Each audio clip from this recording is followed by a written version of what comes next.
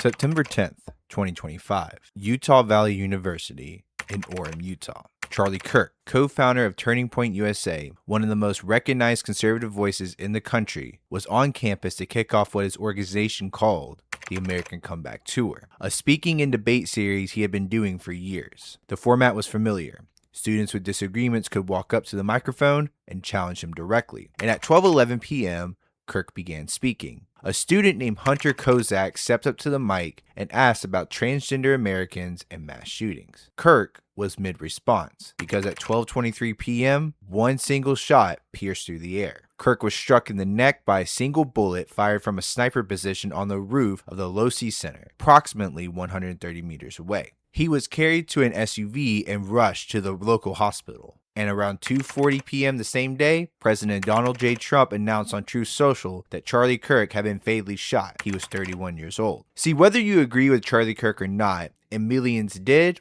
and millions didn't, the image of a public figure being shot in front of 3,000 people in broad daylight sent a shockwave throughout this country. And within hours, a massive manhunt was underway. And within 33 hours, it was over. The following evening on September 11th, a 22-year-old man from Washington, Utah named Tyler James Robinson surrendered to the Washington County Sheriff, brought in by his own parents with help from a retired detective who the family was close with. 4 days later, he was charged with aggravated murder, and prosecutors announced they would seek the death penalty. As of this recording, however, the case is in pre-trial. A preliminary hearing was concluded in July 2026, and Judge Tony Graff is weighing whether enough evidence existed to send Robinson to trial. No verdict has been reached, but based on what prosecutors have already presented, and we're going to walk through all of it, the evidence against Tyler Robinson is, to put it plainly, substantial. But before we get into it, if cases like this matter to you, make sure you subscribe. This is the kind of content that takes time to research and put together,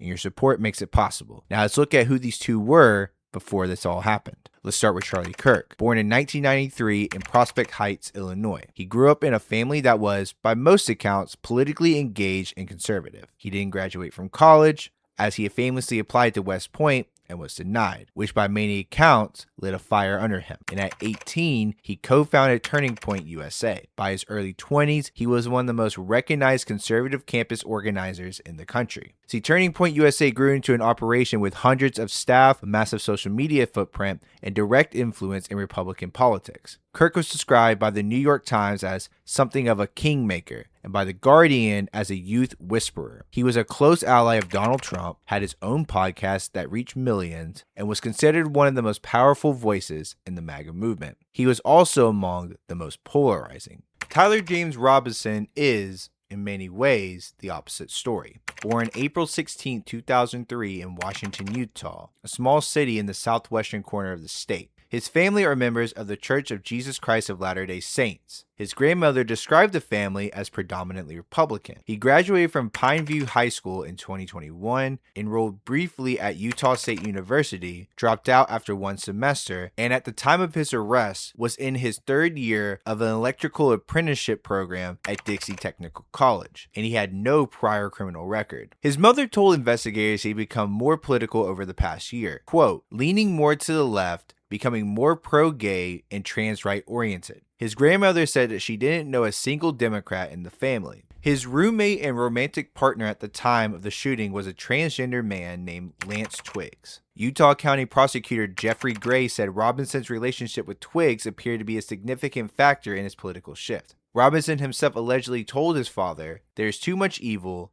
and this guy spreads too much hate." Prosecutors told the court they have 4 categories of evidence. Let's go through each one because together they paint a specific and detailed picture. First is the surveillance video. Investigators tracked Robinson's movements on campus using security camera footage across multiple buildings. He arrived in a Dodge Gray Challenger at 8:29 a.m., more than 3 hours before the shooting. Cameras caught him changing his clothes at some point during that window. And at 11:53 a.m., he was seen pulling out his phone near a staircase. And at 12:15 p.m., he crossed the railing from a public walkway onto the roof of the Losi Center. And by 12:22 p.m., 1 minute before the shot, he was in a position on the roof, lying on his stomach, 130 meters away from where Charlie Kirk was speaking. The second thing is the physical evidence. Investigators recovered a Mauser Model 98 bolt-action rifle, chambered in .30-06 ammo, wrapped in a dark towel in a wooded area north of campus. And on top of the roof where prosecutors say Robinson fired from, they found a screwdriver, a body imprint in the position of a sniper, and a shoe print consistent with Converse sneakers. The engraved bullet casings found in the rifle contained various messages, internet meme references,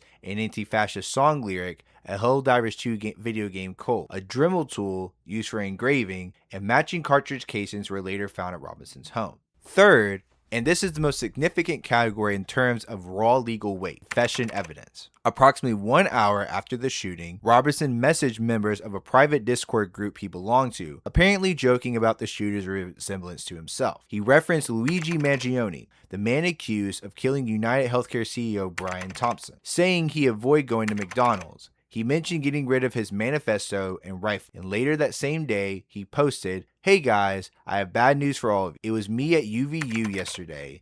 I'm sorry for all of this. I'm surrendering through a sheriff friend in a few moments." His roommate Lance Twiggs turned over private text messages to investigators. Those messages, prosecutors say, included Robinson discussing the need to retrieve a rifle from a drop point, references to leaving the rifle in a bush wrapped in a towel, messages about watching the area where the rifle was left, references to a scope and engraved bullet. And when Twiggs asked why Robinson had done it, Robinson allegedly replied, "I've had enough of his hatred. Some hate cannot be negotiated out." The fourth was the DNA evidence. See, ATF DNA Section Chief Caitlin Oliver testified that it was at least 1 trillion times more likely that Robinson contributed DNA to the rifle samples than any other person, the highest statistical certainty permitted under her laboratory's guidelines. FBI forensic examiner Amanda Baker found very strong support that DNA from the towel wrapping the gun and the screwdriver found at the sniper's perch originated from Robinson and his roommate, Lance Twiggs. But this is where the defense found a crack. See, in March of 2026, Robinson's attorneys filed a motion citing an ATF ballistics analyst that was unable to identify the bullet recovered at autopsy to the rifle allegedly tied to Robinson. But in plain language, the ATF could not conclusively confirm that the bullet's fragments pulled from Kirk's body during the autopsy came from that specific rifle. The defense called this bombshell.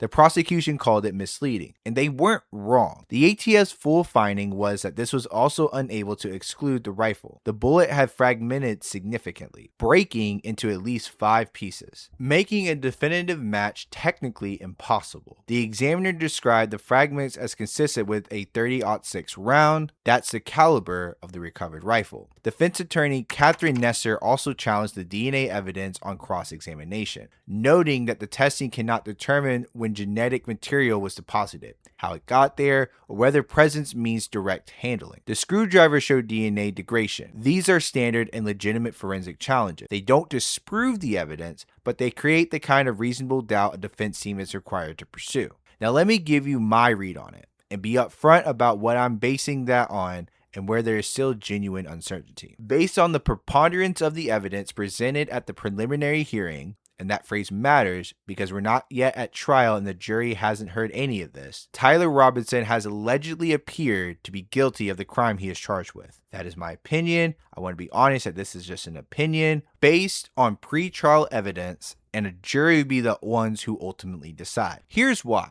The confession evidence, taken alone, would be enough to sustain a serious prosecution. Robinson posted, in his own words, to a Discord group that he was a part of, "It was me at UVU yesterday." He mentioned his manifesto and his rifle. He even referenced the Luigi Mangione comparison himself. He told his father he killed Kirk because Kirk spread too much hate. He told his roommate, "I had enough of his hatred." These are not ambiguous statements. His attorneys have not suggested they are fabricated. The defense strategy, as far as I can read it, is not "he didn't do it," it's "can the physical evidence be conclusively tied to him in a way that satisfies beyond reasonable doubt?" But on the physical evidence, Robinson's DNA is on the rifle at 1 trillion to 1 certainty. His DNA is on the towel and the screwdriver at the scene. The surveillance video places him on that roof at 12:22 p.m., 1 minute before the shot. His roommate placed him at the location, corroborated his text messages about the rifle, and confirmed Robinson asked for a Dremel to engrave bullets a month before the shooting. The bullet fragment issue is real, but it doesn't unravel the rest of the case. It's one piece of evidence that is inconclusive,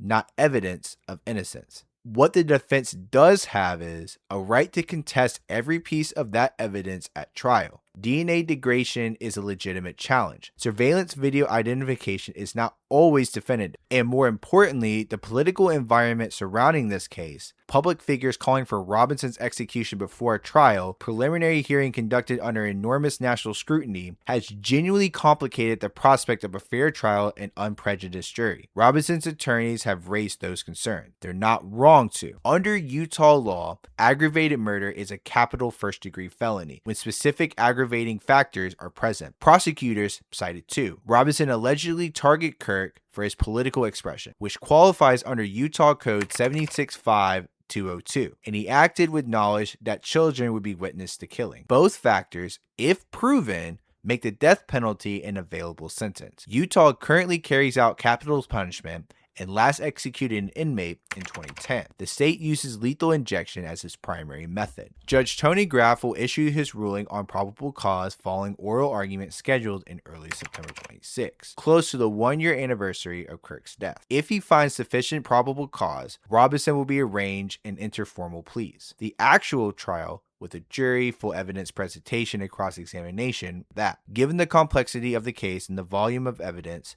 most legal analysts expect a trial date no earlier than 2027. The case is estimated to cost Utah taxpayers approximately $10 million, figure that reflects the scope of capital prosecution, the volume of expert witnesses, the security requirements, and the sheer scale of what is now one of the highest profile criminal trials in American history. And here's where I land on all of this. The evidence as presented at the preliminary hearing is significant enough that I believe a reasonable jury, weighing it all together, would find Tyler Robinson guilty of the murder of Charlie Kirk. The confession alone clears the bar for most people. The DNA puts him at the scene, the surveillance puts him on that roof, and the text puts the rifle in his hands for the shooting. Where I think the defense has a legitimate ground to stand on, however, the bullet fragment is a genuine evidentiary gap. And the political environment has created a real fair trial complications that the court will have to carefully manage. And in death penalty cases, where the state is asking a jury to authorize the taking of a life, the standard of proof and the standard of process both have to be airtight. Either one isn't, that's where appeals go. But I want to hear from you. Where do you land on this? Do you think the evidence is conclusive enough for a conviction? Do you think the political environment makes a fair trial possible? And do you think the death penalty is the right outcome if Robinson is convicted? Drop it in the comments. I read every one. Subscribe for more coverage as this case develops. And share this video with someone who's been following this case. They need the full picture.